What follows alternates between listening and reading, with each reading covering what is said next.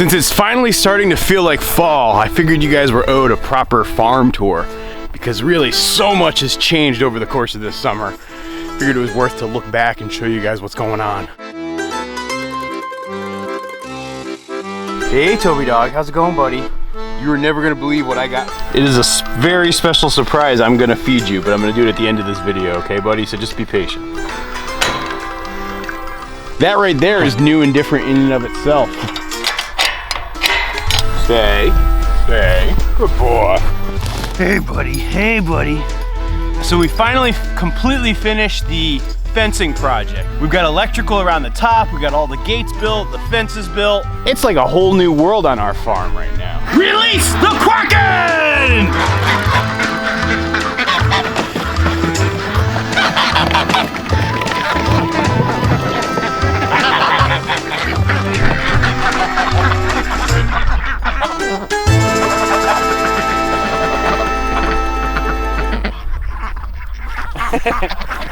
Uh-oh, I think you guys are mad. All the water's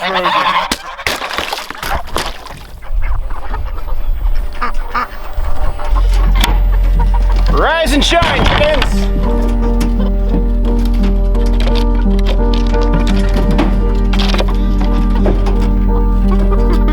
Yeah, even the chickens are like, what the heck is going on here? It's so cold.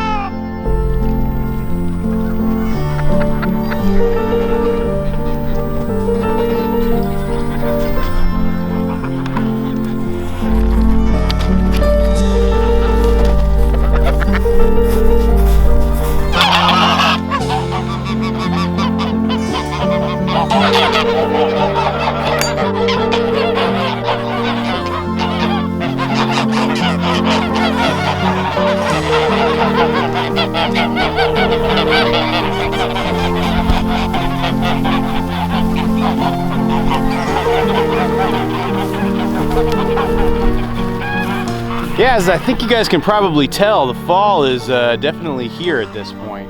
The weather is in the 20s right now. The birds are getting big. Canada geese are flocking south. It really does seem like this year's farming season is coming close to an end. I can just kind of feel it in my bones. Of course, it's not totally winter yet. I think I might have overdressed a little bit. I got this really cool new coat from Carhartt. And like I was all excited to wear it today because I'm like, oh yeah, it's the first day of winter for my new chore coat. And I might have gotten a little overeager. Oh my gosh. Orange, you glad it's fall? So this is only our third year of farming here at Goldshaw Farm. I got started in 2018 when we started to raise ducks for eggs and meat. We grew a bit in 2019 when we added geese into the mix as well. And as far as 2020 goes, we're really in this situation where my goal this year wasn't so much to add new animals or do things in a significantly larger scale.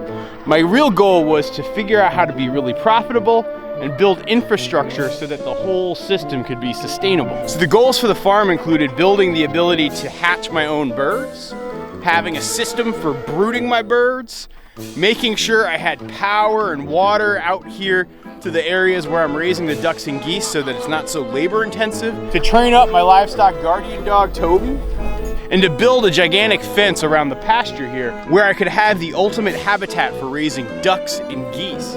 I mean, if I look back to where we were, say, in March of this year,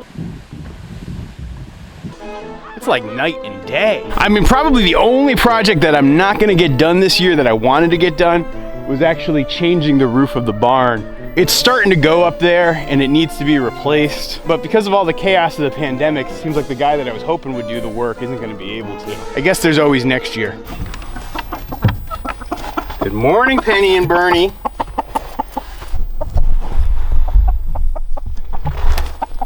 How are you two doing? I know your water's frozen. I'll crack it for you. Hang on. There you go. The Silkies have become our ultimate composters here. As Allison's been cleaning out her garden, this is pretty much where we put the extra stuff. I don't know if you guys recall this one, but I made a video where this was entirely trenched up at one point earlier this spring. We took water lines and electrical lines. We ran the electrical and water to the barn. We ran the electrical and water to over here as well, over at my little brooder house. creating some simple infrastructure that has made my life so much easier all summer long. It was quite the undertaking given how rocky our soil is, but man, it was so worth it. Now I know this is gonna upset some of you, but in a couple of weeks, most of the geese that you see behind me, they're gonna be going off to the freezer. I'll probably hold back about 10 of them for additional breeding stock for next year, but the remainder are being sold. And in fact, if you guys would like to buy one of our geese and are willing to come to the farm to pick it up, I'm gonna leave a link down below for where you can put in the reservation for some of the geese that we're selling right now. But you're gonna probably have to act quick, and just so you know, you have to be able to come here to pick it up. Legally, I can't ship the birds. There's like a whole complexity that comes with it.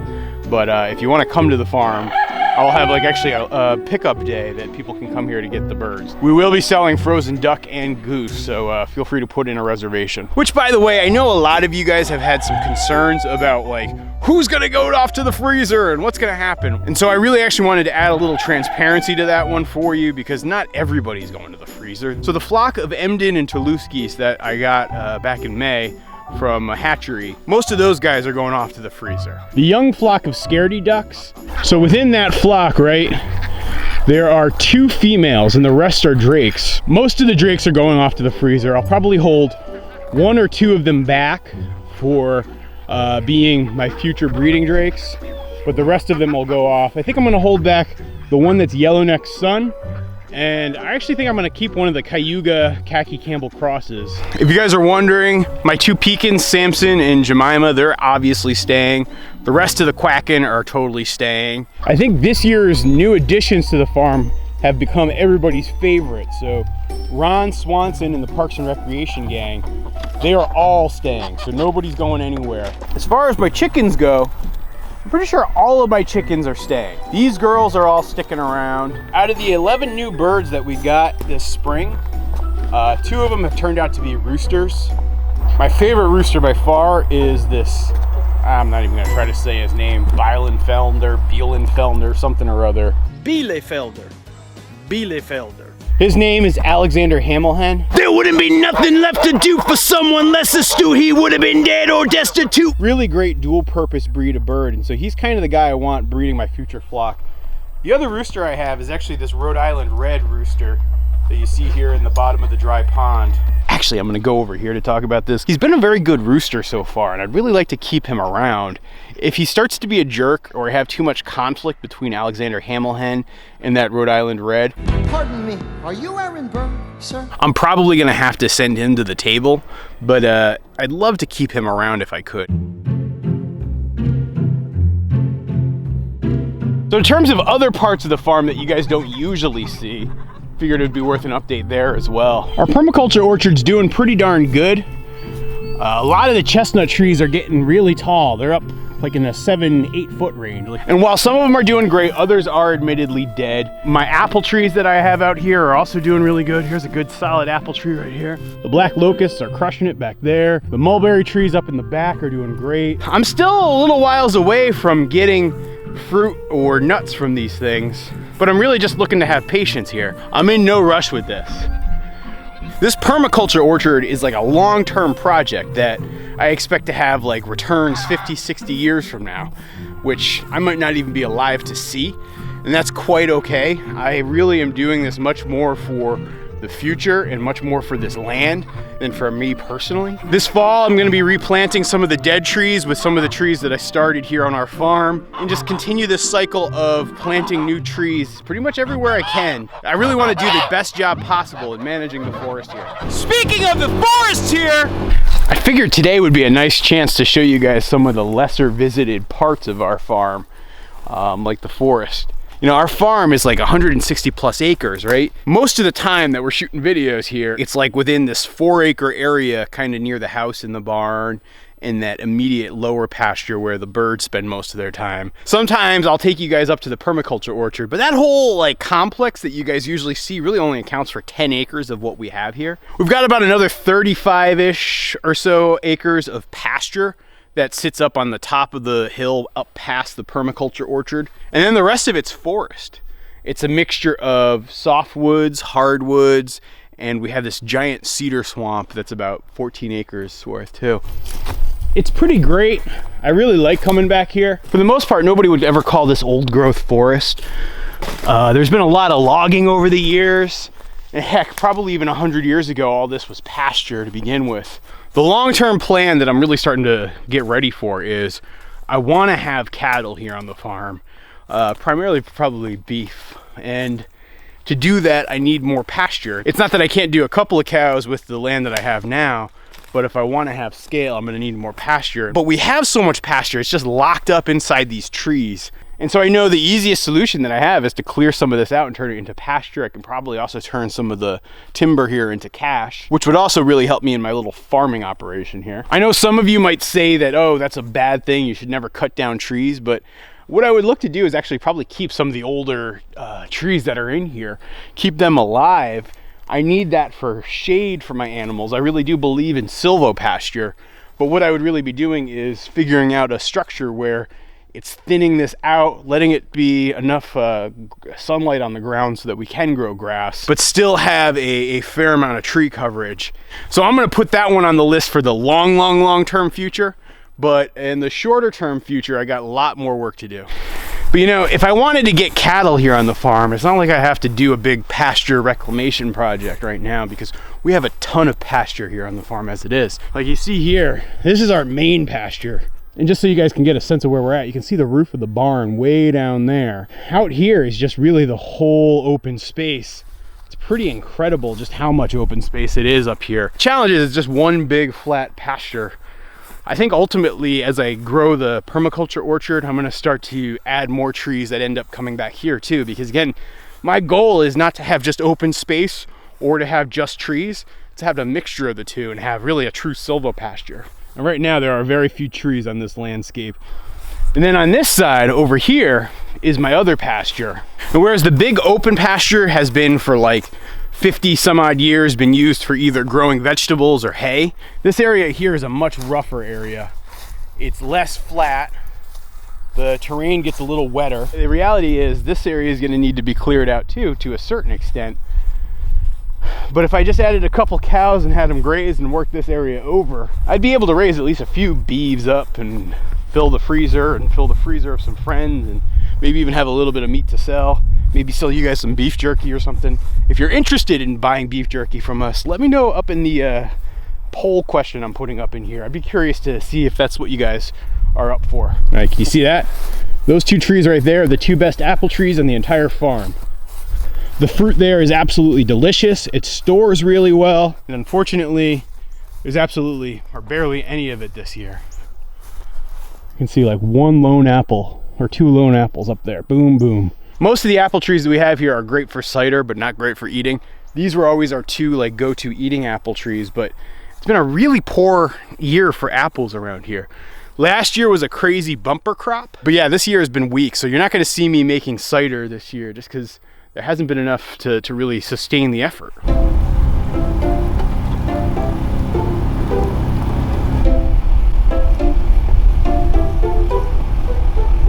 So I know a lot of you guys who saw that video where we saved the two fawns that were trapped in our pasture, and you were like irate with me for not trying to build a ramp. Like people were freaking out that I cut a hole in the fence to let the deer through, but really when it comes down to it, this hole in the fence that you see right here, it's really not all that different than when I tried to join two pieces of fence together. So, you know, like this is a spot where just you join the fence. It doesn't look that much different. So I didn't really see it as a big deal. And really when it comes down to it, if I was gonna make like a dirt ramp, like an earth ramp to let the deer come up the other side, the amount of effort that would take would be ridiculous. I'd probably have my buddy Alfred here with his excavator for like 4 days just to dig that up. And that just doesn't seem like a good solution to me. And some people suggested I build a makeshift one out of wood, but I don't even think that the deer would have gone for that. I think they would have been too afraid of my scent. They would have been too afraid of the wood pallets. It's just an unfamiliar material that they're not used to walking on. And even if they would use it, to build one secure and stable enough to get them over, that would take several hours too. I felt like this solution of just cutting the fence and then repatching the fence was not that big a deal. It took all of like 60 seconds to cut the hole in the fence, and it took Ron about 60 minutes to repair it. So to me, that felt like the best solution. But it does feel good to have this fence done. Hey, Toby dog. Did you come up here to visit me? How's it going? Hey, come here. Aw. Yeah, you missed me? I'm on the wrong side of the fence. I'll be back soon. And you'll get that special surprise dinner too, don't worry. I guess technically it's breakfast time, but oh well. But even though the fence is done, I do have a lot more work I have to get done around the farm, such as we got to do a second brush hogging of the pasture.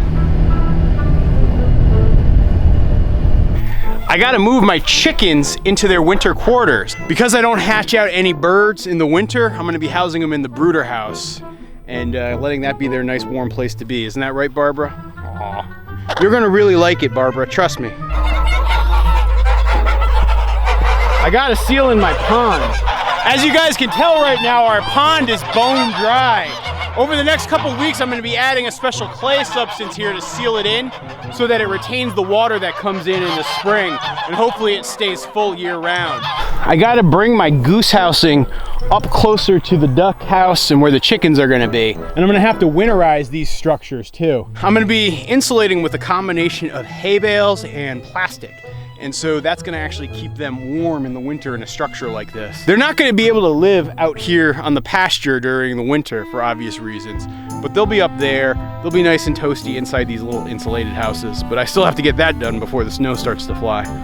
I also have to finish building Allison's expanded garden. So Allison did such an awesome job with our kitchen garden this year. We've gotten so much food off the back of it. I think about 100 pounds of potatoes, probably about 250 pounds of tomatoes, lettuce, kale, green beans, peppers, onions, squashes, probably 200 pounds of zucchini, pumpkins. Like, she's done everything.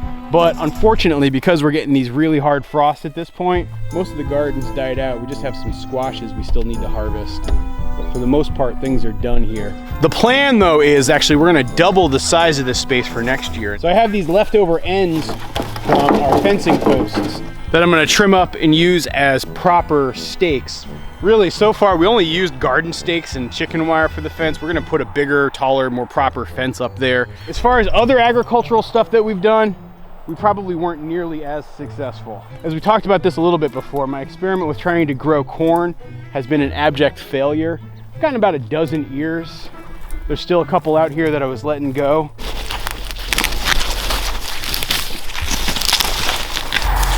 But yeah, you can see most of these are just gonna be so underdeveloped that they're not gonna be worth much. I've gotten about a dozen of them so far, but I don't know, I don't think there's actually anything left even. Yeah, see, look. So few of them actually prospered that there wasn't enough corn to cross-pollinate with, and so I've got a very limited population here. I probably have enough to make like polenta for a meal for Allison and me for one night. That's about it. Actually, the spot I'm standing in right now is Allison's like kitchen orchard. She wanted to create some nice space just on the back side of the farm so she could like sit under a fruit tree and read, and so far it's doing pretty well. We got you know, mulberries going here. That's another mulberry. That's a mulberry. I think this is a currant. I think that's a pecan or a pear. I forget, one of the two. Apple trees. Actually, this apple tree right here produced one apple for the entire year. It's pretty great. It was really nice, big, tasty red fruit. I think it's like a northern spy, if I had to guess. Another apple tree. I think that one's a pear tree. And so, you know, this is just a slow work in progress. Hey guys, enjoying the grasslands? Okay, Toby, this video has been very long. Let's finally give you your treat dinner.